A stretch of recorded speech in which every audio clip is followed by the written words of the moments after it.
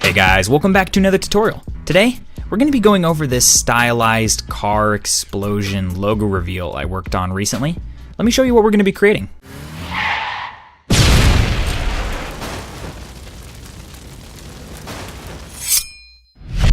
So there we go, looks pretty fun. In this tutorial, we're going to be using 3ds Max and a plugin called Rayfire to create the cool explosion 3D sequence that will be later compositing inside of After Effects using Element 3D. So this first part of the tutorial is going to just cover the 3ds Max section, and then for part 2, we're going to be diving into the Element 3D part. Now, there's a link in the description below for you to download this 3D car model. But for anybody who doesn't have 3ds Max or Rayfire, I've also included the 3D OBJ sequence from my original example. So if you just want to do the After Effects and Element 3D portion of the tutorial, you can download that and just get started with part 2. But with that being said, let's go ahead and get right into it. So here we are in 3ds Max. As you can see, I already have the car imported. Some of you might recognize this. It's actually the Octane model from a game called Rocket League. Well, the first thing we need to do is start preparing this car for our transition over to Element 3D. Now, the way Element differentiates between different pieces of a single OBJ is based off of its material. So what we need to do is go into this car here and assign a different material to every part of this car we know we're going to want to have a unique material over in Element. So I'm going to hit M on the keyboard to open up the material editor, and I'm going to drag out one of these standard materials here. Double click on it to edit it, and make the color just a little bit darker. We want to keep these all unique from each other just so we can get a better idea of what we're doing. And now I'm going to go through and assign this material to each of the 4 tires.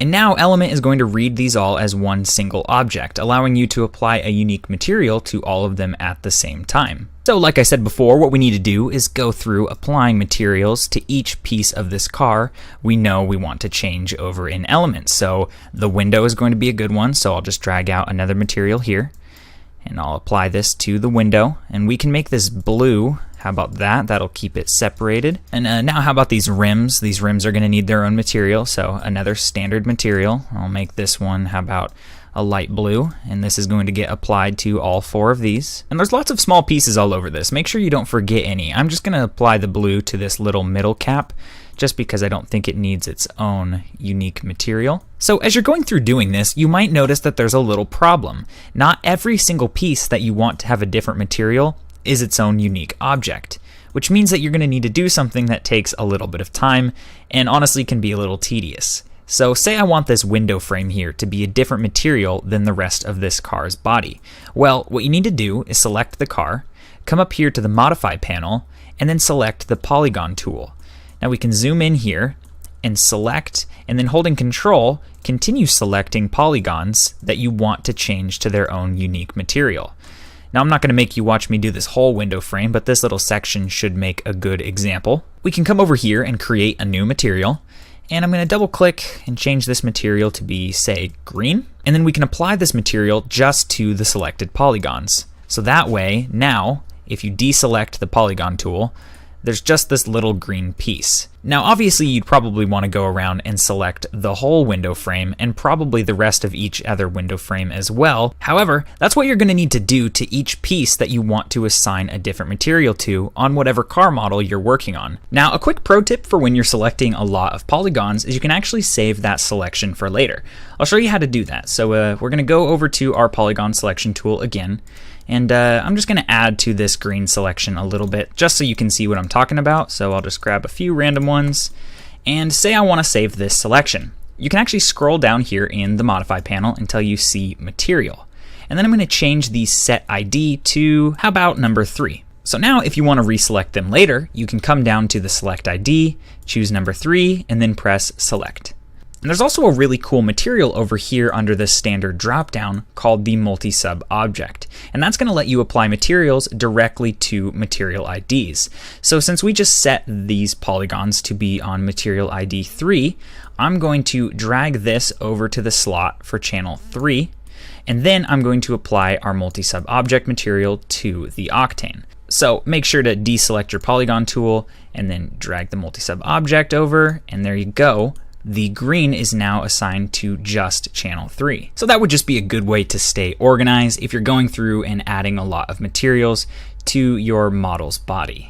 Now, luckily for you guys, if you're working on the Octane, I've already done that for you. Now, if you import the OBJ I've named Octane Materials, this is what you should see. I've already gone ahead and assigned a different material to each piece that I know I want to change inside of Element. I figured that might save you guys a little bit of time and frustration if you're trying to work with this model. And hey, if you're a Rocket League fan, this makes it pretty easy to go ahead and start making some cool renders of this car. Now, the next step is to go through and start putting objects either together or taking them apart based off of how you want this car to come apart during the explosion. So for example, I know I don't want these tires to come off of the rims. So I'm going to go ahead and make each group its own object. So if you select the rim here, you can come over to the Modify panel, and now underneath the Edit Geometry dropdown, there's a button that says Attach. Go ahead and click that, and now you can select the tire. It's going to ask you a question here about materials, but you can go ahead and just leave that where it is and press OK. We're going to do that one more time because I don't want to forget this middle cap. So again, press Attach,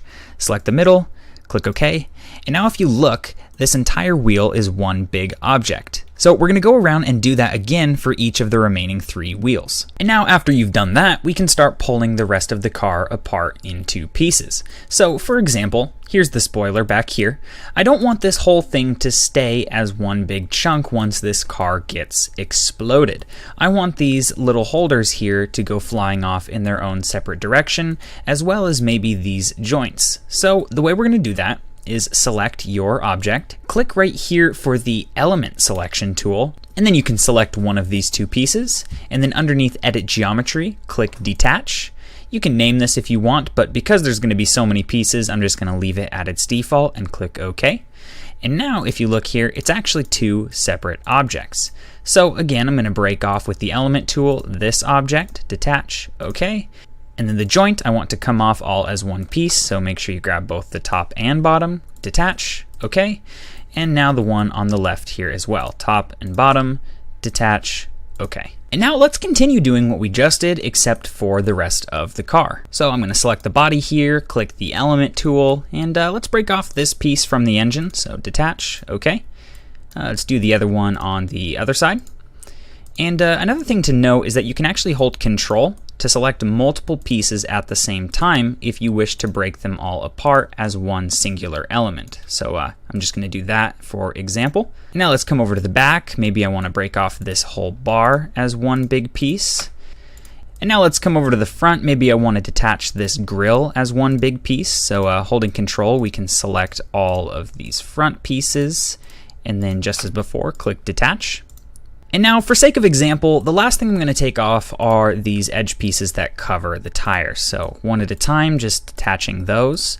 And now the very last thing you want to do is detach the whole main body portion of the car, because later on we're going to use this to do some deforming to make it look a little bit more destructive on the explosion side. So with all those selected, detach. And I'm just going to name this body so that way I can see it separate from the rest of the list on the left-hand side. And now you certainly can go through your model and keep detaching little pieces you don't want to fracture later. However, I'm just going to stop there for now and get on into the Rayfire portion of this tutorial. So let's come over here to the Create panel, find Rayfire under the drop-down, and open up the tool floater. Now let's grab this whole bottom piece of the car that we left separate on purpose and add it into the impact objects. The other object I want to add in are the windows of the car, because obviously we want those to blow up as well once this car explodes. So go ahead and click Add with those selected. Now let's come over here to the Fragments tab. Now there certainly are a ton of really cool ways to fragment this in different, interesting, and maybe even more realistic ways. However, I'm not too concerned with that on this tutorial, as this isn't going to be covering all the nuances of using Rayfire. We can just leave it at its default settings. So with the windows and whole bottom portion of the car inside the impact objects, we can click Fragment. And after letting that process for a little while, you can see if it worked by hovering your mouse over the areas that you chose to fragment. And if you notice, either in the wireframe view or just down here in the view we've been working in, that there's a lot of different pieces, it means you've done everything correctly. So the next thing we need to do is get this car ready for the explosion simulation. So let's zoom out here, select absolutely everything by clicking and dragging, and go over to the Objects tab and click Add. That'll make sure that the entirety of the car and all its pieces are going to be part of the simulation.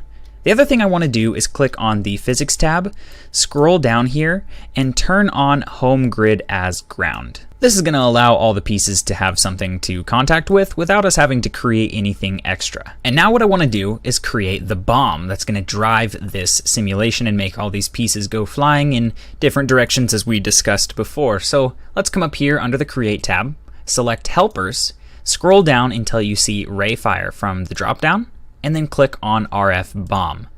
And now we can create one probably right underneath the car, somewhere like that. Looks pretty good. But now we need to tell Rayfire to use this as part of the simulation. So let's scroll back up here until you see Simulation Properties. That's under the Physics tab, by the way. With your Rayfire bomb selected, go ahead and click Add. Now before we play with any settings on the bomb or on the simulation itself, I think it's safe to go ahead and preview this just to see what it looks like. So that button is located up here at the top, right to the left of Bake. We can go ahead and click Preview. And once you're satisfied with what you've seen so far, you can either wait for it to finish or just click on Cancel. And honestly, I'm liking it so far. The only thing I'd say is maybe the main body portion of the car flies up a bit too high. So let's select our bomb here. Go over to the Modify panel, and I'm going to cut the strength in half, so say about 0.5 should do. And the other thing I want to do while I'm at it is come over to the Objects tab, and underneath the material, I'm going to change it from dense rock to heavy metal. And the last thing I want to do before previewing again is just make our timeline a little bit longer. So I'm going to come down here and select this button here for time configuration, and change the end time to say about 250. Click OK. And now we also need to tell Rayfire to use that length of time as well. So let's go over to the Physics tab again, and up here at the very top, change the end frame to 250. And now we can click Preview.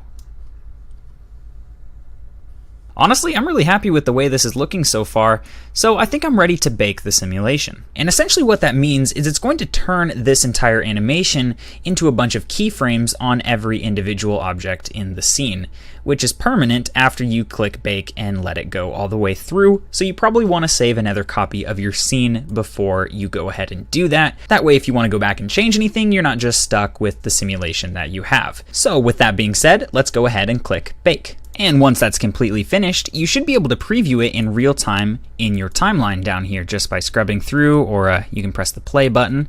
And I'm liking the way this is looking so far. We're almost ready to export, except there's one more trick I want to show you, and that's the deforming of the main part of the body. So let's go ahead and hit Alt-W on the keyboard with the bottom viewport selected, and that's going to maximize it on your screen. And I'm going to zoom out here, and I'm going to grab my Move tool up here at the top, select the body, and then while holding Shift, drag it over to the left, and that's going to create a duplicate of that object. So go ahead and make sure it says Copy and press OK. And I'm going to go back to the beginning here and select all the keyframes on our copy and just delete them. So that way it doesn't move around with the rest of the simulation. So now let's go ahead and start adding some dents. So with the copy selected, go over here to the Modify panel, and we can grab our Vertex selection tool, and then you'll see a drop down that says Soft Selection. Go ahead and open that up and then click on the button that says Use Soft Selection. Now what that does is it creates a sort of fall off of every vertex that you select that shows how it's going to affect the area around it once you move it. And that's what we need to create more natural looking dents. So I'm going to go ahead and start denting up this car. So maybe let's cave in the roof a little bit. If you don't like the fall off, you can change those options down here. However, I'm just going to leave that on its default. So maybe let's make the hood a little bit down, maybe bring in this corner just a tad. And as you're going through doing this, it's important to not dent it up too much because the simulation was created based off of the rigid body on this car. And if you change its shape too much, it'll become obvious that the dents are just kind of added later and not actually part of the simulation. Now, once you have it to a place that you're happy with and you think that that looks pretty cool, we can ignore this for now and come back over here to our original car's body. So let's select that. Come over here to the Modify panel, and underneath the modifier list, find one called Morpher. Now what this is going to allow us to do is create an animation that morphs from the mesh on this car's body to the mesh on this one that we've dented up. So underneath the first channel, which is selected by default, click on this option down here that says Pick Object from Scene, and let's find our dented car and click on it.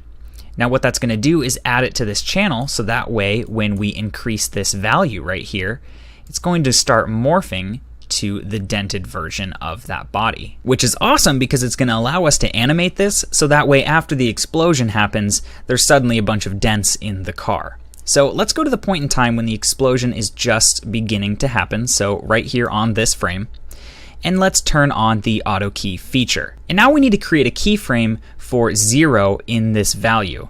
So you can do that quickly just by going up to 1 and then back down to 0.